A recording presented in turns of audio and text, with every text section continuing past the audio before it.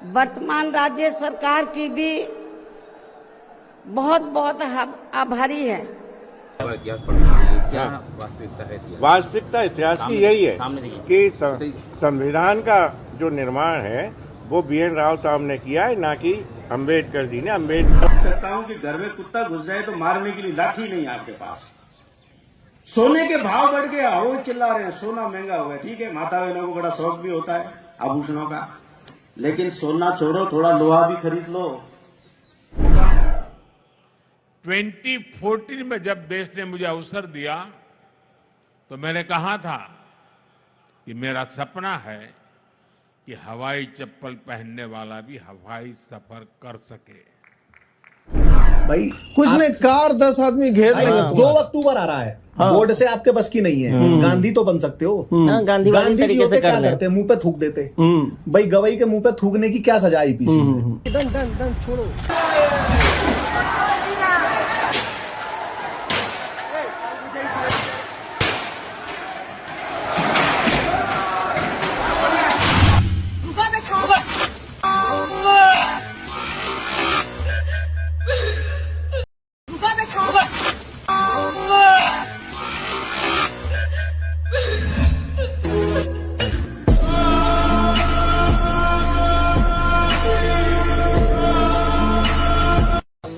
छीन नहीं सकते ना अंकल, बताइए। छीन नहीं सकते ना अंकल, बताइए। नमस्कार, मैं हूं जगत सिंह अवाना और आप देख रहे हैं सरंजना टाइम्स। दोस्तों, पिछले 10-12 साल से राजनीति के हाशिए पर पड़ी मायावती आज अचानक लखनऊ पहुंच गई और वहां एक बहुत बड़ी विशाल रैली का आयोजन BSP ने किया। आज काशीराम के उस पर मायावती की ये रैली हुई थी लखनऊ में। मैं मायावती का थोड़ा सा परिचय आपको बता देता हूं। मायावती उत्तर प्रदेश की 4 बार मुख्यमंत्री बन चुकी है।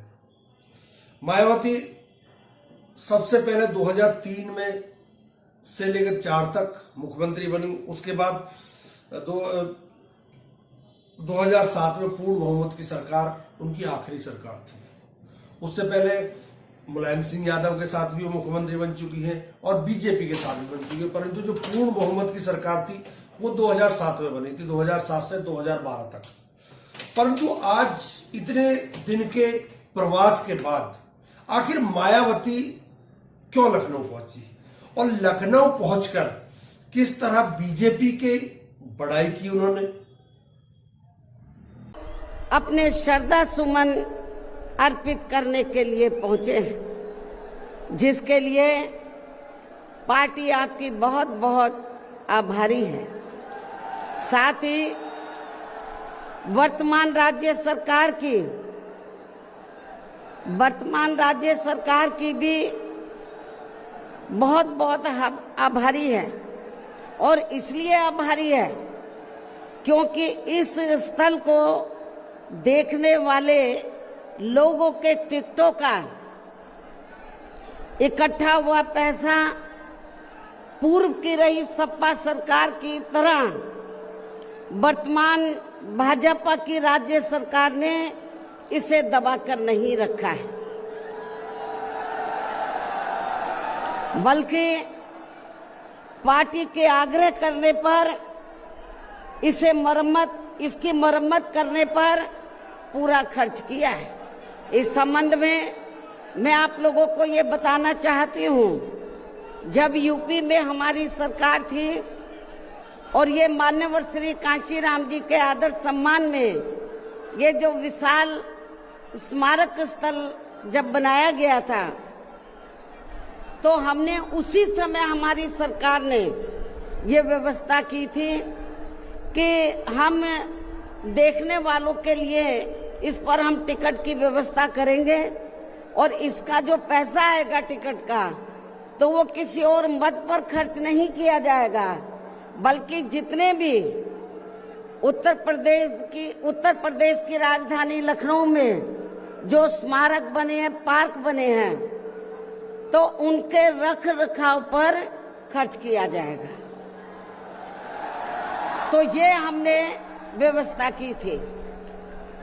लेकिन दुख की बात यह है कि जब वर्तमान भाजपा की सरकार से पहले यहाँ सपा की सरकार थी, तो सपा की सरकार ने उस टिकट के पैसे को दबा कर रखा, एक पैसा खर्च नहीं किया इनके रख रखाव पर, और हालत बड़ी जर्जर हो गई थी स्थलों की। यही नहीं, और भी स्थल थे, पार्क थे, उनकी हालत बड़ी खराब हो गई थी। तो तब मैंने उत्तर प्रदेश के मुख्यमंत्री जी को ये कहा, लिखित चिट्ठी के जरिए उनसे रिक्वेस्ट किया कि हम आपसे ये नहीं कहते कि दूसरे मत का पैसा आप इनके रख रखाव पर लगाओ। तो जो देखने वालों का टिकटों का पैसा काफी बड़ी तादाद में इकट्ठा हो गया है गवर्नमेंट के पास, उस पैसे को इनके रख रखाव पर लगाया जाए। तो उत्तर प्रदेश की वर्तमान भाजपा की सरकार ने इस मामले को दिखवाया पूरा, और उसके बाद उन्होंने हमें कमिट किया, प्रॉमिस किया कि हम जो भी पैसा टिकटों को आया है हम दूसरे मत पे नहीं लगाएंगे, बल्कि इन स्थलों के रख रखाव पर लगाएंगे। वहीं मायावती ने अखिलेश यादव और समाजवादी पार्टी और कांग्रेस और चंद्रशेखर को आड़े हाथ भी लिया। समाजवादी पार्टी कि जब यूपी में सरकार थी और ये स्थल बन चुके थे, तो उन्होंने इनके रख रखाव पर कोई पैसा खर्च नहीं किया, टिकटों का पैसा दबा कर रख लिया। लेकिन जब अब वो सत्ता से बाहर है समाजवादी पार्टी, तो अभी 2-3 दिन पहले वो मीडिया में खबर छपवा रहे थे कि हम मान्यवर श्री कांशीराम जी के सम्मान में संगोष्ठी करेंगे। लेकिन जब वो सरकार में रहते हैं तो ना उन्हें पीडीए याद आता है और ना मान्यवर श्री कांशीराम जी की जयंती और ना ही पुण्यतिथि उनको याद आती है सरकार में रहकर। लेकिन जब वो सत्ता से बाहर हो जाते हैं तो समाजवादी पार्टी को फिर याद आता है कि हमें संगोष्ठी करनी चाहिए। मैं सपा मुखिया अखिलेश यादव से मैं ये पूछना चाहती हूँ, यदि मान्यवर श्री कांशीराम जी के प्रति आपका इतना ही आदर सम्मान था, तो जब यूपी में मेरी सरकार थी तो मेरी सरकार ने अलीगढ़ मंडल में कासगंज के नाम से अलग से जिला बनाया, उस जिले का नाम मान्यवर श्री कांशीराम जी नगर के नाम से रखा था। लेकिन जैसे ही समाजवादी पार्टी पावर में आई, उन्होंने नाम बदल दिया। मान्यवर श्री कांशीराम जी के नाम पर हमने कॉलेज, यूनिवर्सिटी, अनेकों संस्थानों के नाम रखे, अनेकों संस्थानों के नाम रखे, जनहित की योजनाएं शुरू की।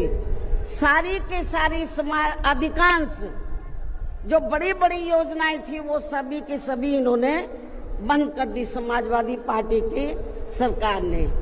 ये इनका दोगला या दोहरा चरित्र नहीं है तो क्या है? जब ये सत्ता में रहते हैं ना इनको पीडीए याद आता है और ना पीडीए के जो संत गुरु और महापुरुष है वो भी याद नहीं आते हैं। अब मैं यह सवाल करता हूं, मायावती जी आप लखनऊ पहुंची, बहुत बढ़िया, आप राजनीति में सक्रिय हो, अपने समाज के लोगों के लिए काम करें, अच्छी बात है। परंतु आप ये बताइए कि जस्टिस गवाई के ऊपर एक सिरफिरा वकील, मनुवादी वकील जूता फेंकता है तो आप मौन रहती हैं। एक वकील बोलता है कि ये हमारा संविधान बाबा साहब ने नहीं लिखा, ये तो राव साहब ने लिखा था। पढ़ना चाहिए क्या वास्तविकता है? वास्तविकता इतिहास की यही है कि संविधान का जो निर्माण है वो BN राव साहब ने किया है, ना कि अम्बेडकर जी ने। अम्बेडकर जी तो उस संविधान को जलाना चाहते थे। उनने खुद कहा कि मैं इस संविधान से सहमत नहीं हूँ। आपने कहा था कि अम्बेडकर जी अंग्रेजों के, हाँ, 100% अंग्रेजों की गुलामी की उनने, अंग्रेजों के एजेंट रहे और भारत की स्वतंत्रता में बाधा उत्पन्न की। आपके खिलाफ FIR हुई है तो मेरे को कोई दिक्कत नहीं, और 10 हो, मैं लगातार यही बोलूंगा। उनका कहना है कहा जा रहा है कि आपके घर पे 1 लाख जूते फेंकेंगे, 10 लाख जूते फेंकेंगे। हमने उनसे कहा है कि 1 लाख नहीं 10 लाख लेके आए, हम उनका स्वागत कर रहे हैं। वो 15 तारीख को। मायावती इस पर भी चुप रहती है। रायबरेली में एक वाल्मीकि समाज के व्यक्ति को किस तरह गुंडे और बाबा के गुंडे, वो कहते हैं हम तो बाबा के हैं। आपने सुना होगा वीडियो, मैं थोड़ा सा वीडियो आपको सुनवा देता हूं, सुन लीजिए आप भी। राहुल गांधी वादी सब बाबा वाले आदमी है। सुन लिया किस तरह से ये बोल रहे हैं, और वो राहुल गांधी का नाम ले रहा। बहन जी की आवाज नहीं खुली इनके लिए। अलीगढ़ में एक दलित युवती को रात को जलाकर मार देते हैं, बहन जी की आवाज नहीं खुलती। प्रधानमंत्री के खिलाफ एक शब्द नहीं बोलती, उत्तर प्रदेश के मुख्यमंत्री के खिलाफ एक शब्द नहीं बोलती। परंतु आप देखिए कि किस तरह NCRB के आंकड़ों में दलितों पर उत्तर प्रदेश में 28% मुकदमे हो रहे हैं दलित अत्याचार के।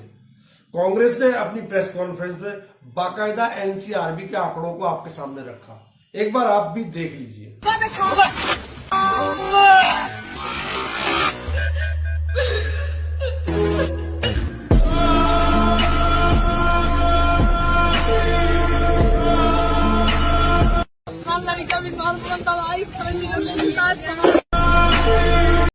का जो डाटा 2023 का है, क्योंकि उसके बाद का कोई डाटा अभी तक इन्होंने रिलीज नहीं होने दिया, वो डाटा बताता है टोटल एट्रोसिटी के 57,789 केस 2023 में रिपोर्ट हुए। उनमें से अकेले उत्तर प्रदेश के अंदर 15,130 यानी कि 26.2% केस रजिस्टर्ड हुए। और आप देखेंगे rate of crime against SC पर लाख, यानी प्रति 1 लाख पर 28.7 दलितों के साथ उत्पीड़न की घटनाएं हो रही हैं, और उसमें नेशनल एवरेज में भी उत्तर प्रदेश टॉप पर है। राजस्थान में 8,449, मध्य प्रदेश में 8,232, बिहार में 7,159। तो ये assault, sexual violence, murder, land dispute, social boycott, abuse, intimidation, कोई भी वजह घसीट नहीं सकते ना अंकल, बताइए।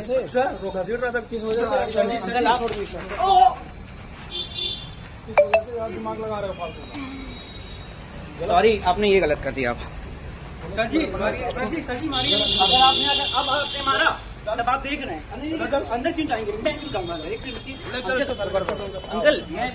मैं आप ये क्या कर रहे हैं? मैंने करा अंकल, मैंने करा वीडियो बना, मैंने करा मैंने क्या मैंने मारा क्यों? अंकल मैंने कुछ नहीं कर रहा हूँ। अंकल आप देख रहे हैं, मैंने कुछ नहीं करा, मैं तो बैठा था। अंकल ये देख रहे हैं। मायावती का राजनीति में पदार्पण ही गांधी जी को गाली देने पर हुआ है। इन्होंने कई बार गांधी जी को उल्टे सीधे शब्द कहे हैं। मैं आज यहां गांधी जी की पैरवी नहीं करने आया, परंतु जिस पृष्ठभूमि पर बहुजन समाज पार्टी बनी है, अंबेडकरवादी समाजवादी ये बहुजन समाज पार्टी है, तो अंबेडकर का जब अपमान होता है, जब गृह मंत्री अंबेडकर का अपमान भरी संसद में करते, तो मायावती एक शब्द नहीं बोलती। मायावती उस समय कुछ नहीं बोलती जब दलितों पर अत्याचार होते हैं। मायावती जब कुछ नहीं बोलती जब प्रधानमंत्री दलितों का अपमान करते हैं। मायावती जब कभी कुछ नहीं बोलती जब उत्तर प्रदेश में आए दिन दलितों पर अत्याचार होते हैं, दलित बेटियों को मारकर पेड़ पर लटका दिया जाता है, परंतु मायावती गायब रहती है। मायावती एहसान मान रही है योगी जी का कि योगी जी ने मेरी बात मान ली, और मान्यवर की जो काशीराम का जो स्मारक है उसका पैसा उस पर लगाया। चलिए अच्छी बात है, मैं भी इस बात के लिए आपकी बड़ाई करूंगा कि आपने वहां चिट्ठी लिखी। तो क्या आपने कभी चिट्ठी इस बारे में भी लिखी कि दलितों पर अत्याचार हो रहे हैं? क्या आपने कभी ये चिट्ठी लिखी कि मुख्यमंत्री जी इन अत्याचारों को रोकिए? आपने कभी ये चिट्ठी लिखी कि बीजेपी में दलितों पर जो अत्याचार हुए हैं उनके खिलाफ कभी आप धरना प्रदर्शन में गई? आप नहीं जा सकती बहन जी, क्योंकि आपको बसपा ने इसको बीजेपी ने दबा रखा है। बीजेपी ने आपकी फाइल खोल रखी है, केंद्र सरकार ने आपकी फाइल खोल रखी है। जब आप थोड़ी सी सक्रिय होंगी तभी ये सामने उस फाइल को ला के रख देंगे और आप चुपचाप बैठ जाएंगे। आपका भतीजा आनंद का जो लड़का है वो थोड़ा सक्रिय हुआ था और उसने बहुत बढ़िया भाषण भी उत्तर प्रदेश में दिए थे लोकसभा चुनाव में, परंतु आपने उसको पार्टी से निकाल दिया था। उस समय आपको याद होगा, उस समय आपको कोई याद नहीं रहा क्योंकि ऊपर से दबाव था, बीजेपी का दबाव था। आपने बीजेपी के दबाव में कहीं ऐसा ना हो दलित वोट बीजेपी के कट जाए, लेकिन हुआ तो वही जो होना था। कांग्रेस और समाजवादी पार्टी में दलित वोट चला गया परंतु बीजेपी में नहीं गया। आपकी मेहनत वहां फेल हो गई। आपकी मेहनत, आप समाज को जगाने का काम करिए। चंद्रशेखर कर रहा है, उसको करने दीजिए राजनीति। और कोई पार्टी करे, दलितों के साथ खड़ी है, दलितों के साथ राहुल गांधी खड़ा हुआ है तो उसे खड़ा होने दीजिए ना, अच्छी बात है। परंतु आप कभी तो आवाज उठाइए, कभी तो कहिए जस्टिस गवाई पर जूते फेंकने वाले पर FIR हो, उसे जेल भेजा जाए। कभी तो इस वकील से के खिलाफ केस करिए जो कह रहा कि जो हमारा संविधान है वो उसने लिखा ही नहीं अम्बेडकर ने। आप इन अपमानों पर क्यों चुप हो जाती हैं मायावती जी? मेरा आपसे यही सवाल है। और अब आई हैं तो फिर कब आएंगी? विधानसभा चुनाव लड़ेंगी इस बार आप? बड़ा सवाल है ये आपके सामने कि अगर आप विधानसभा का चुनाव लड़ती हैं तो बीजेपी का क्या होगा आपको भी पता है। नमस्कार, बहुत बहुत धन्यवाद।